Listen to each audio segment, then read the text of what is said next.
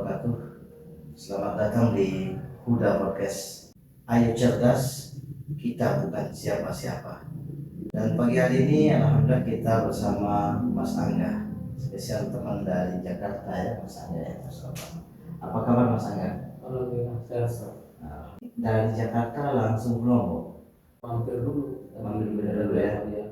Sudah berapa lama di Lombok ini? Tapi adalah 4 bulanan. Udah 4 bulanan ya? 4 bulanan. Ya. Dalam rangka Dulu lah urusan dunia. di sini saya lihat Mas Angga tampilannya beda ini. Iya, alhamdulillah ikut pengajian, kajian. Kalau ikut dalam dakwah ini sudah berapa lama?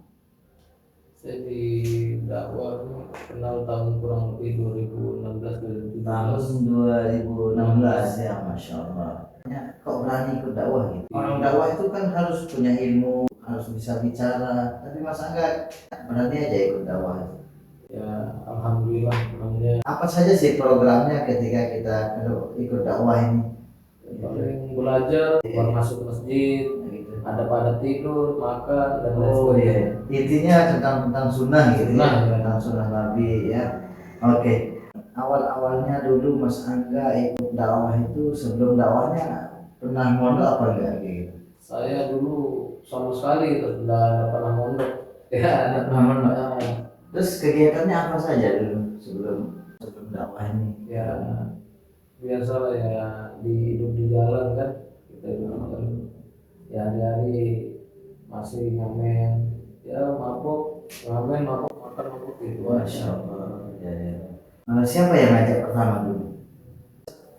Dulu kan saya ada masih Kristen, dan di situ saya ingin masuk Islam, teman nongkrong di pantai, cuma saya sambil depresi. Sebentar. Jadi Mas Angga itu dulunya non Muslim gitu. Non Muslim gitu. Kemudian yang mengajak masuk Islam, ada yang mengajak masuk Islam atau enggak, dasar ingin nikah aja gitu, nggak ada maksudnya untuk ikut dakwah. Oh gitu ya. Jadi ingin masuk Islam karena ada ingin nikah. Ya, Memang pacarnya Muslim. Oh gitu ya. Sekarang udah menikah atau belum? Belum ya. Masya Allah. Jodoh ya. Ya. Jadi niatnya kan masuk Islam untuk menikah. Ternyata nggak jodoh. Gitu nggak jodoh. Nah, yang membuat Mas Angga itu bertahan dalam Islam apanya? Sebelum saya masuk Islam tuh saya lihat dulu orang-orang yang bersorban gitu. Oh gitu ya. Padahal saya dulu tuh paling fanatik dengan orang-orang jamaah ini kan, orang-orang dakwah ini. Tapi nggak tahu kenapa saya tiba-tiba udah masuk Islam langsung ikut pesantren kilat gitu dalam 3 hari gitu. Apa yang membuat Mas Angga paling terkesan dalam dakwah ini? Apanya?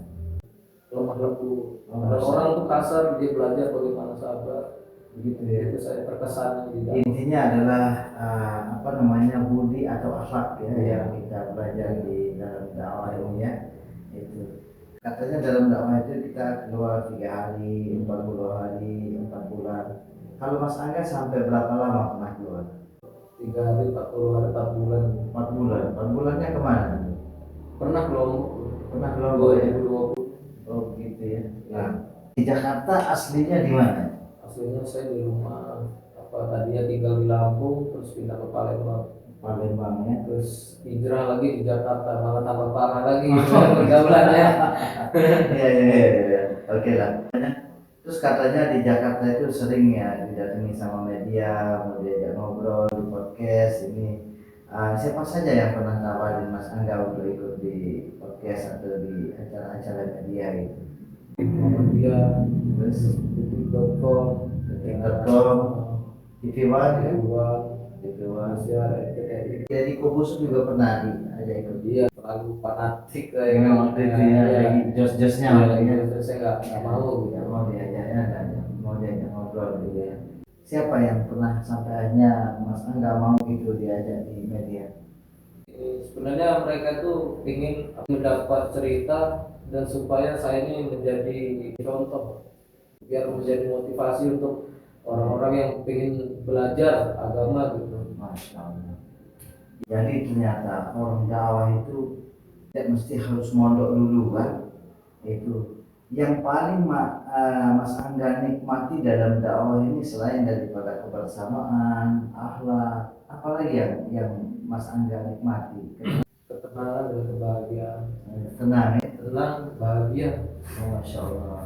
Kalau dulu, Kalau dulu itu ya saya kira mencari kebahagiaan itu di luar daripada agama. Masya Ya, Allah. mungkin dari kemaksiatan mungkin saya bisa bahagia, ternyata udah saya jajal apa saya coba beberapa kemaksiatan itu udah bahagia. Tidak bahagia ya. Ya, hanya sementara aja. Sementara, Masya Allah. Jadi luar biasa. Oke Mas Angga. Kenapa bisa menolak dia yang ngobrol sama Deddy Corbuzier? Kenapa? Artinya kurang pede atau memang tidak ada keinginan gitu? Salah satunya itu juga. Oh gitu ya, kurang percaya diri. Ya akhirnya teman-teman aja yang saya suruh Di acara apa itu? di apa hitam putih waktu itu. Oh, Masya Allah. Oke. Mas Angga itu katanya sudah lama tidak ketemu orang tua. Kok bisa lama tidak ketemu sama orang? Nggak tahu juga, umur 2 tahun kita jadi apa udah buat yang Udah tidak ketemu sama orang. Udah sama sekali. Dari semenjak umur 2 tahun. 2 tahun. Memang apa artinya? Tapi tahu orang tuanya ya? Ya belum tahu juga. Masya Allah. Mereka juga nggak tahu saya juga nggak tahu mereka. Oh Masya Allah. Gitu ya. Artinya umur 2 tahun itu terus kalau boleh tahu hidupnya sama siapa tadi? Yang artinya Mas Angga Sama sebagai orang tuanya kan? ya sama apa namanya keluarga kan. Ada nggak pernah dikasih tahu atau dikisahkan, diceritain gitu orang tuanya Mas Angga itu di mana dan siapa? Mereka saya ada niatan mencari kan. Saya ada niatan mencari, cuma mereka bilang udah kamu fokus saja kamu dengan diri kamu gitu. Iya. Tunggu kamu sukses baru kamu nanti cari orang tua kamu. Jangan kamu cari nanti orang tua kamu dalam sendiri ketika kamu sukses. Masya Allah. Terus nama orang tuanya yang tahu? Nah itu saya nggak tahu saya nama orang tua saya, wajahnya nggak pernah. Ada rasa kangen nggak sama orang tua? Ya kalau masalah itu sih kangen. Kangen. Saya apalagi saya tuh pingin kayak orang-orang gitu kan, setiap ini acara atau reuni apa kumpul dengan keluarga gitu, semua bisa. Luar biasa ya. Jadi ujiannya Mas Angga ini luar biasa sahabat. Di samping tidak pernah ketemu sama orang tua, juga artinya ujian di dalam perjalanan hijrah ini luar biasa ya. Itu. Tapi Mas Angga merasakan artinya santai-santai aja gitu ya, senang-senang saja. Senang-senang saja. Oke Mas Angga. Bagaimana sebelum masuk Islam dulu? Mulai masuknya Islamnya kan 2016 gitu ya. Bagaimana kehidupan Mas Angga ini kalau boleh tahu nih sebelum masuk dakwah ini, sebelum masuk Islam? Nongkrong, ngamen. Dari hasil ngamen kita uangnya buat makan, ada buat beli apa namanya peralatan apa aja gitu. Terus ya ujung-ujungnya nanti mabok lah masih gitu. Nama baptisnya apa kalau boleh tahu? Alexander. Alexander ya. Kemudian sekarang namanya Angga. Ada sih waktu itu sama orang jamaah dikasih nama Muhammad Mus'ab Ali. Muhammad Ali ya. Cuma nggak saya pakai, Ya, saya pakai nama Angga aja ya, nama ringannya, nama short name-nya atau nama pendeknya Mas Angga gitu ya. Iya ya. Dalam perasaan Mas Angga itu siapa yang paling dirindukan sekarang ini? orang tua. Orang tua ya. Iya. Itu. Lalu apa namanya di dalam invite dalam perjalanan dakwah ini, cita-cita Mas Angga itu apa? Cita-cita saya di dalam dakwah ini bagaimana teman-teman saya ini sama-sama mengambil usaha dakwah ini dan belajar sama-sama mempelajari memperbaiki diri. Hafal hadis berapa? Ada hafal hadis ya? Hadis sih ada kurang lebih 30 hadis, Masya Allah. Kalau baca Quran nggak bisa juga. Alhamdulillah. Ya, oke. Orang dakwah itu kan modalnya harus ribuan hadis. Kemudian paling tidak ya setengah dari 30 juz Al-Quran itu lengkap dengan makna dan tafsirnya. Menurut Mas Angga, eh, dakwah ini ringan atau berat? Dakwah ini bagi saya ringan. Ringan ya. Itu. Memang kalau dilihat dalam maknanya dakwah itu kan mengajak kan. Mengajar. Itu bagian yang kita ambil amar ma'ruf kan mengajak orang saja. Ayo kita sholat selesai nggak perlu dibacakan hadis ya. Benar. Ayo kita sholat. Itu tidak ada. Itu tidak perlu dibacakan hadis tentang sholat dan lain sebagainya. Nah, waktu Mas Angga dakwah keliling, apa yang disampaikan kepada orang itu? Alhamdulillah ini apa dipertemukan karena Allah, berpisah karena Allah Subhanahu wa taala. Jadi kata Rasulullah SAW, kita ini semua bersaudara, walaupun kita berbeda rahim, ya kan nggak satu ibu, lain bapak, tapi kita ini kata Rasulullah SAW, kita semua bersaudara. Karena di dalam diri kita ini ada kalimat la ilaha illallah Muhammadur Rasulullah. Atau gimana apa namanya, kata Rasulullah, apabila kita dekat ini saling mengunjungi, dan apabila kita jauh ini saling doa mendoakan. Jadi apa namanya, bagaimana kita ini belajar sama-sama belajar taat kepada Allah Subhanahu wa taala. Karena semua umat manusia tidak ada yang apa namanya kekal abadi kita hidup di dunia. Karena dunia ini bukan tempat tinggal, tapi dunia hanya untuk ditinggalkan. Ya. Bagaimana ketika kita mati membawa iman dan amal soleh. Masya Allah. Jadi betul-betul mengingatkan ya, mengingatkan dan mengajak. Itu aja isinya dalam dakwah. Jadi nggak perlu pakai hadis. Ya, Masya Allah. Jadi ngertinya orang dakwah itu kan kita harus hafal hadis, ngajak orang bacakan hadis, bacakan ayat hadis dan sebagainya begitu. Tapi ternyata ringan ya. Ketika kita, nah itu program waktu kita keluar dari rumah-rumah itu programnya apa namanya? Jauhlah ya, keluar jauhlah ya, keliling dari rumah ke rumah, ketuk pintu ya. Itu terus kita sampaikan ajakan, mengingatkan tentang kehidupan dunia ini sementara, akhirat selama-lamanya. Kemudian kita ajak ke masjid untuk berjamaah begitu ya. Jadi ternyata siapa saja bisa melakukan itu, yang mengajak orang datang ke masjid, nggak perlu dibaca dalam hadis atau ayat. Oke Mas Angga. Sebelum ikut dakwah ini Mas Angga, katanya Mas Angga tadi sering ngamen, nyanyi. Lagu apa yang paling disenangi, yang paling sering dinyanyikan sama Mas Angga? Ini lagu lama itu. Lagu lama yang mana? Sekarang kita nyanyi sebentar ya. Kita nyanyi sebentar. Lagu apa kira Mas Angga sekarang? Nggak bisa main gitar. Gak apa-apa ini saja. Gak apa-apa. Dicoba aja. Satu lagu dari Mas Angga yaitu Salah Menilai.